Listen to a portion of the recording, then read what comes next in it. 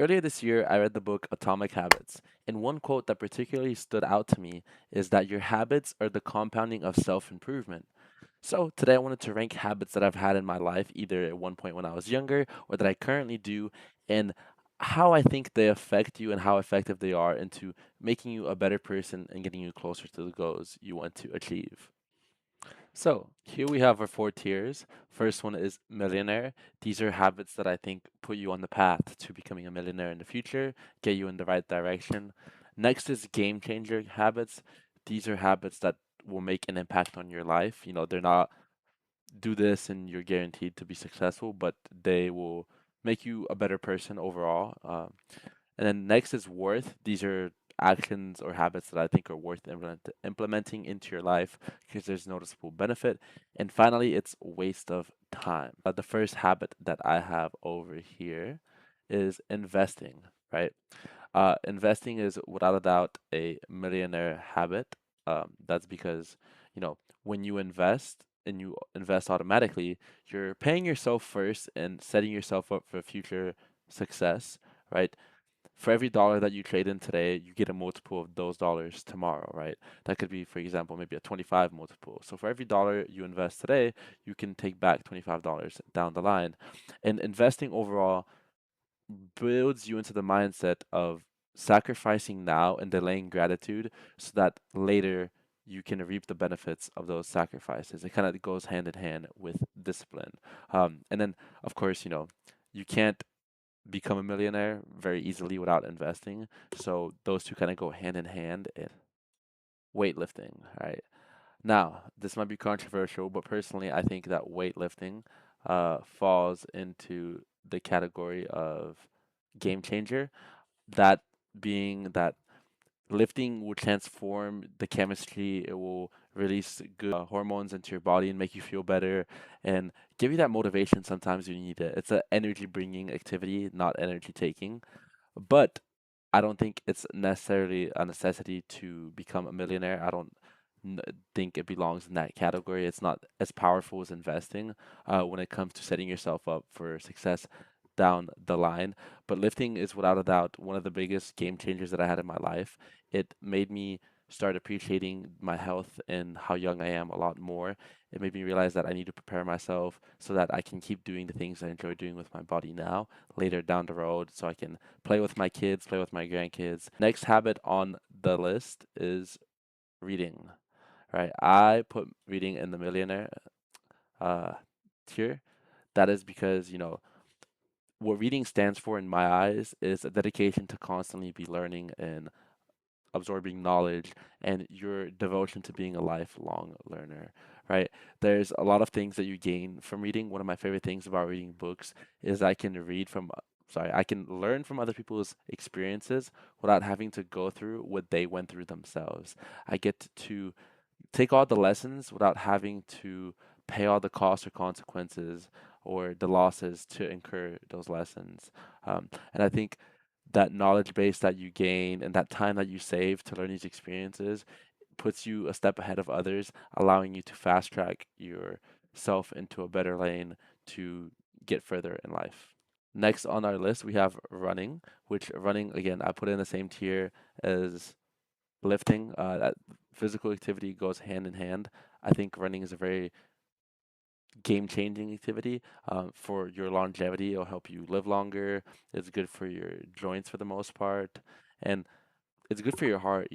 When you do VO2 max training or run in zone two, it increases how efficiently your heart can pump oxygen throughout the body. Next up on my list is budgeting.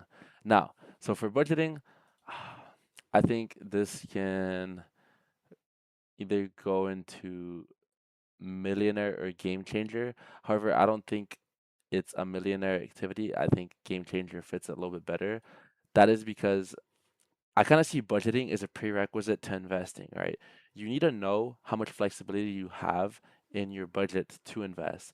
So in order to do that, you need to know what income's coming in, what expenses do you have, and what do you have as a remainder that you can contribute to your savings, right?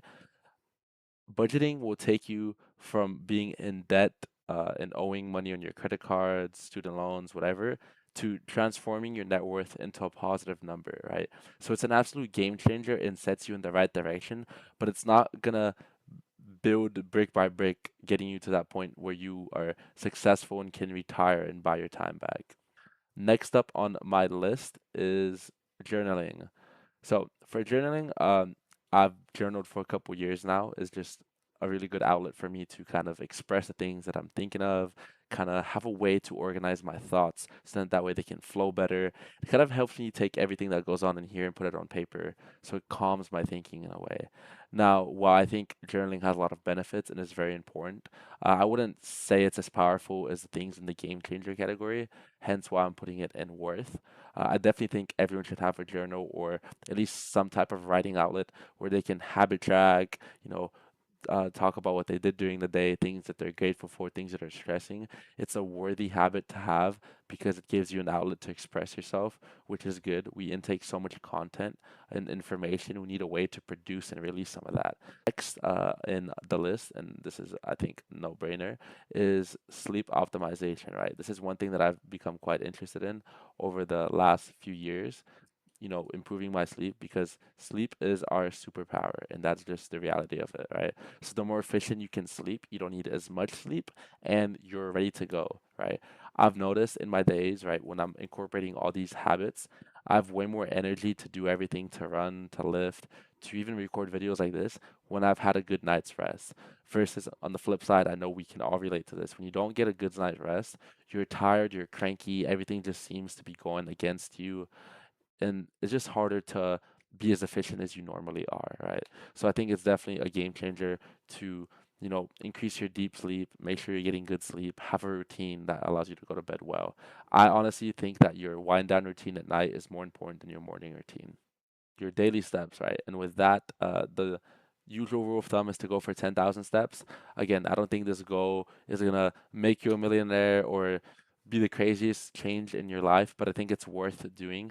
Getting a minimal of 10,000 steps allows you to burn some calories. Ever since I started working, I really enjoy spending my walks, sorry, my breaks. I have two 15-minute breaks. I try to take walks during those breaks. One, to get outside, get some sunlight. Two, to get some steps, get the body moving. I've noticed that I just think I can conversate better. I just have a better workflow when I am a little bit active throughout the day. I'm not saying I'm running a marathon around the office or anything like that, but having some steps and getting the body moving is really good for that productivity. Next up on the list, we have a pretty simple one that a lot of people often overlook, and that is drinking your water, right? For me personally, my habit is to drink a gallon of water a day. That's because I sweat a lot. Also, that's just something that my body has gotten used to over the years. Most people probably don't need to do a whole gallon. You could probably do three-fourths of a gallon, but it's very important to get your water in. A lot of people tend to be dehydrated, and similar reason to the steps, when you're hydrated, you are just more productive and your thoughts flow a lot more clearly. Next up on our list, we have early morning wake up, right? Now, again, this is a controversial one. Some people will put this in the millionaire status or in the game changer status.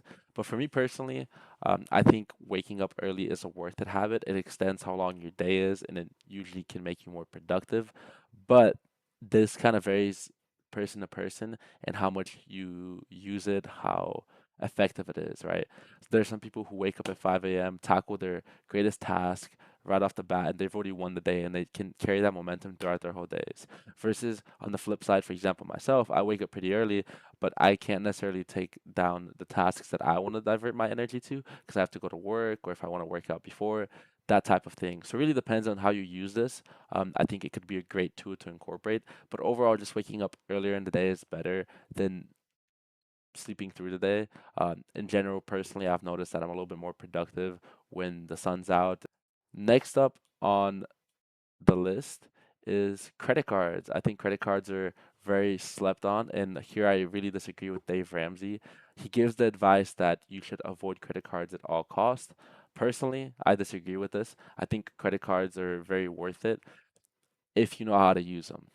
That's being the greatest caveat there. And they're pretty simple when you think about it. Essentially, you take any spending that you normally spend, for example, let's say your groceries, your car insurance, or things that are closer to needs than wants, essentially more of just your needs, and you put it on a credit card, right?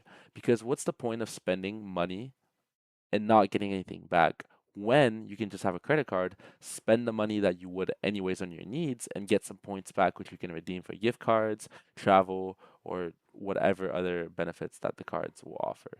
Next on our list, we have taking your supplements, right? This is again one of those things. There's a lot of information out there. Not all of it's going to be super useful.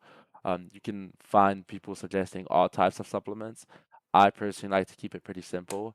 Um, I think I probably take more than I need to.